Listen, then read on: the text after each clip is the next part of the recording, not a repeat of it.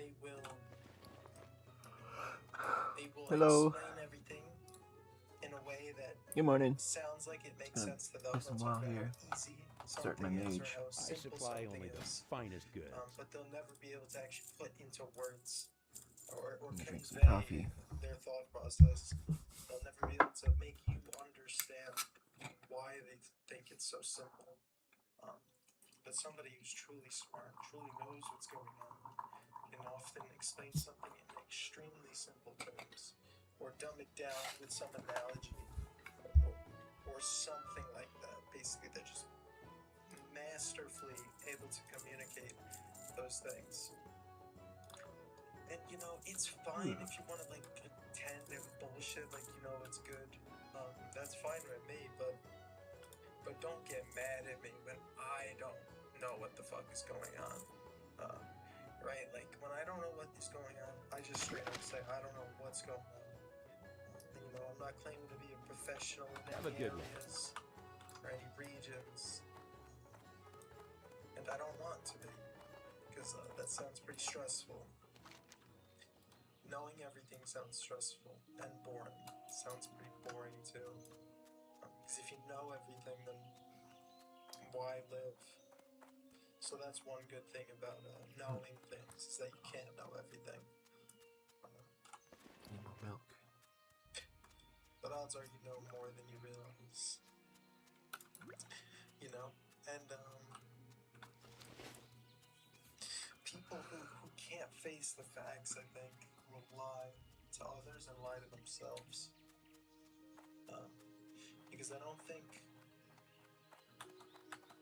because I mean, as someone who has lied to others and lied to myself, you forget how liberating it is to surrender to the fact that there is no alternative, or there is no words you can say to change something. Once you admit is what it is, let's fucking hit the road. It's a very liberating feeling. Once you admit, I am trapped in this bucket with all these other crabs, that's very liberating. So everybody lies. And if you say you don't lie, you're lying. That was your first lie. Yeah. Peace.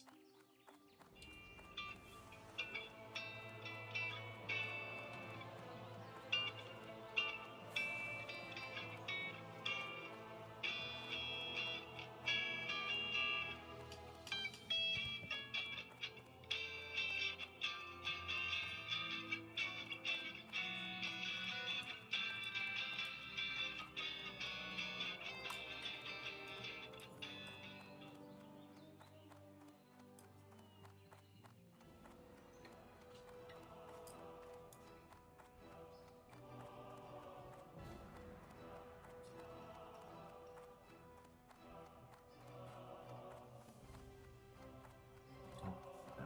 Yeah,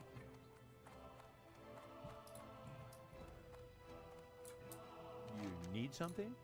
See you around.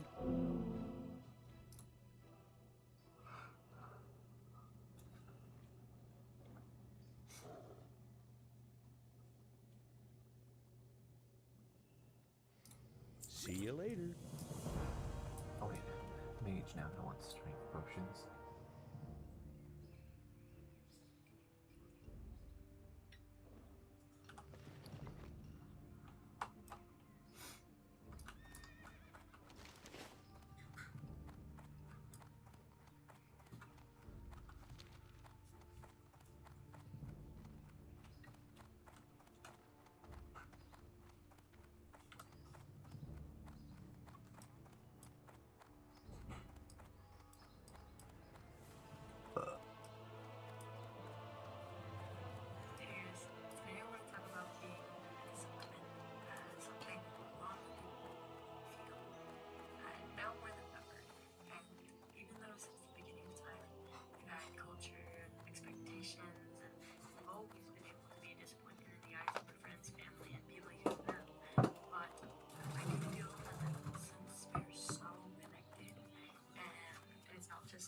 actually thought this something that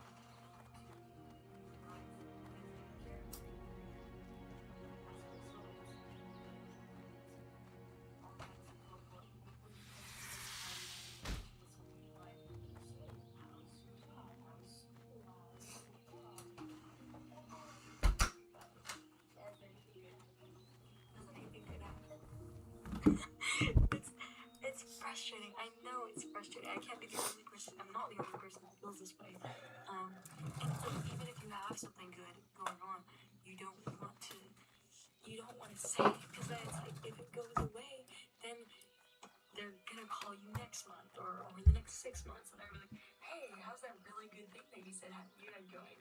I bet it's doing really good, and then you gotta tell them, no, it's not doing good, or yeah, it's doing good, but I don't like it. I don't want to do it.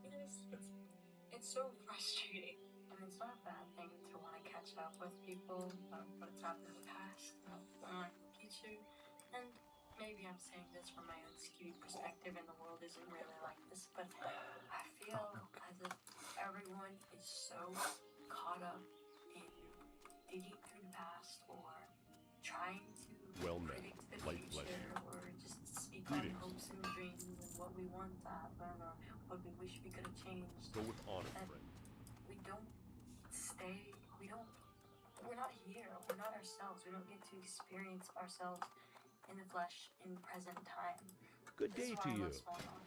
A lot of people say small talk's useless because Safe travel. Things want to be like small talk. I don't want to waste my brain space. Every bit of my brain needs to be used on something intelligent and useful and productive or whatever.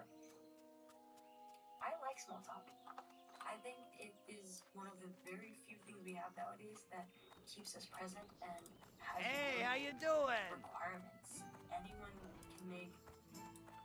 can make small talk without it requiring something to have happened or something doesn't require something to happen in the future, like speaking on things you've done, speaking on things that you're going to do. Oh, and I haven't trained.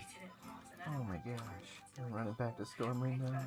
How I love small talk, but it's such a good What am I doing? These very subject to disappointment conversations that we have nowadays.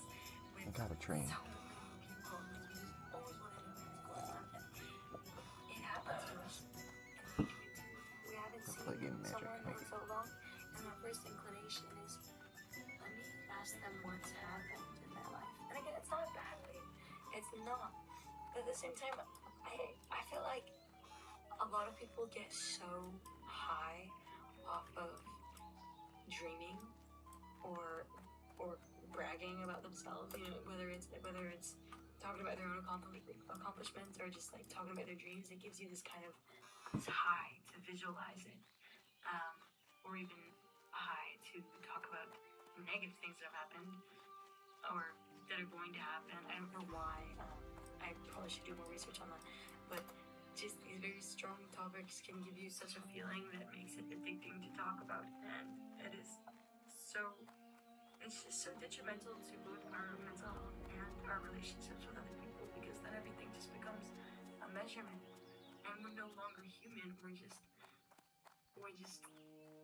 machines to be monitored or to be,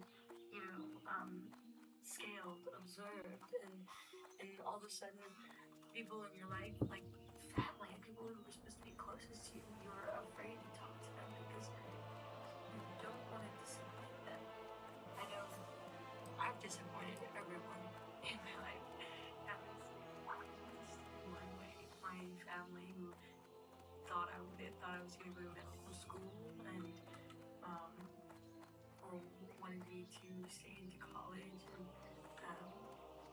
even my friends who thought that I was one way and discovered that I was not the exact image. Even on the internet, when I make videos, I disappoint people every single day. They click on, some people don't even watch my videos. They'll read the title and they'll be like, this video really disappointed me. And I'm like, did you watch the video? Or maybe they watched the video and they felt like the video wasn't, they felt entitled to some kind of knowledge from it. And they're like, this was a waste of my time. You disappointed me. Or it just didn't agree, like my opinions didn't agree with theirs. Whatever. People feel so entitled to expressing their disappointment. And I'm only giving these examples to show you that you can and will disappoint literally everyone in your life at least once. And it's kind of like, it sounds like such a really negative thing, and it's like the end. What are we gonna do? There's nothing we can do. It sounds terrible.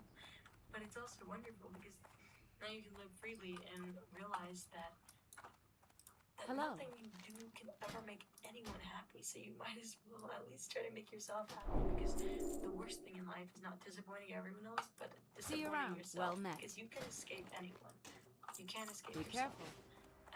And that might be a really selfish and American take, but it is the only thing that has at least kept me going, because I have definitely disappointed so many people, and it is so lonely choosing my own path. Now, of course, I'm not urging people to like actively try and disappoint people. I still have the desire to hold up to expectations, but the difference between that is I don't not do things or do things in order to not disappoint people that I care about, but rather to not disappoint myself. Oh, I didn't switch into my game. Oh my god. Like the way that life should be lived. Oh man, I was forgetting that. For example, technically, My I mage. could say leaving my grandmother. It would disappoint her a Is lot. this the right spot? But the reason why I haven't left yet is Oh, it's back here. not because I don't, Mine. not just because I don't want to disappoint her. Obviously, that's a big part of it, but because I don't want to disappoint myself, given the fact that I am available and that I can provide help, even though it's not in my best interest. I don't want to disappoint myself, because those Which one's are the minor? a part of my values. And here's the most wonderful part about this. You're not done. You're still gonna disappoint people. You're still gonna disappoint yourself.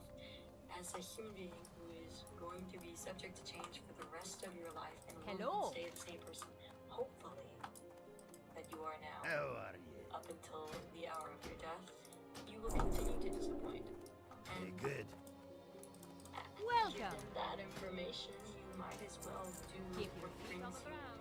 the most security, what brings you the most fulfillment, and even the things that bring you the most embarrassment. Didn't think I would bring that one up, did you? Yeah, because that is a part of disappointing people. Being an embarrassment is almost equivalent to being a disappointment. And I say this because this is the most important part of my video. I say this because not only are there so many things that you guys won't do because you're afraid of being a disappointment, whether it's a conflict in morality or a conflict in just like the vision that others have aligned for you, but even to go as far as not being the person that you want to be because you're afraid of disappointing people. And I see this so often, even when people do make the change, and it's not necessarily about completely like changing your actions, but your behaviors. When someone, might I say, rebrand, like when someone decides to maybe embody a different style, personality, aesthetic, just mostly personality, I see this reaction to. There is such a common reaction where someone changes themselves completely, and rather than accepting the rebrand, the public reaction is, oh my gosh, this person's a liar, this person's fake, or they're showing their true colors, or it's just all kinds of disbelief and disappointment, and or this person's trying to be something that they're not, because we've already formulated our opinion on them, so any kind of change can't possibly be right or good for them. That is the kind of reaction that are subject to whenever you decide to change yourself. But my point is, sorry to get so negative with this, my point is, people are going to be disappointed in you for quite literally everything you do. So what's the point in trying to fit into that little box of approval? Go with honor, friend. That everyone might approve of you in. And there's always going to be someone that thinks that thinks you're unworthy, that thinks you're a fraud, that thinks you're unable to do things. The point of all of this, you will disappoint. I will disappoint. So we just have to keep going because there's quite literally nothing we can do. So that's my rap for today, and I'll talk to you guys later. Bye.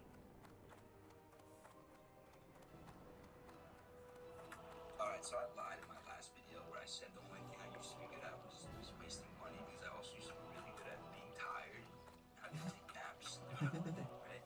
I used to really be hard on myself about this because like I was always tired. I would sleep for 8 hours, I'd wake up tired. And because of this, I felt lazy naturally, right? Because the line between being tired all the time and then lazy is pretty thin, right? But it turns out, I wasn't lazy. I was just at a disadvantage and I wasn't helping myself. So today I want to talk about the ways that I learned to increase my overall energy, optimize my sleep so I can stop being a lazy piece of shit. So before I get into some of the adjustments that I've made over the years that have really helped, let's start with the basics, like step one, in my opinion, which is to get a blood test. Because if you're tired all the time like I was, like there is a larger than you may think chance that you have a deficiency in something. And I think especially if you live in America where we're consuming a lot of garbage every day. So basic vitamins and minerals that your ancestors may have had in their diets aren't necessarily in ours, right? So a huge part of the American population especially is deficient in basic shit like vitamins, vitamin D, vitamin B, vitamin C, and things like iron. It's like our diets aren't enough sometimes, and a lot of people don't realize that. And then on a hormonal level too, like you may have low testosterone, wondering why you're walking around tired all the time. For the Alliance. So like these are just things that you should know, and a lot of people don't know because they don't get blood tests. So I got a blood test at this point probably like a year ago, and I was like, what the fuck? You know what I mean? Like it turns out I had a gene mutation. It impacts my vitamin B, whatever. I'm not a doctor, but all I know is See you later. once I started supplementing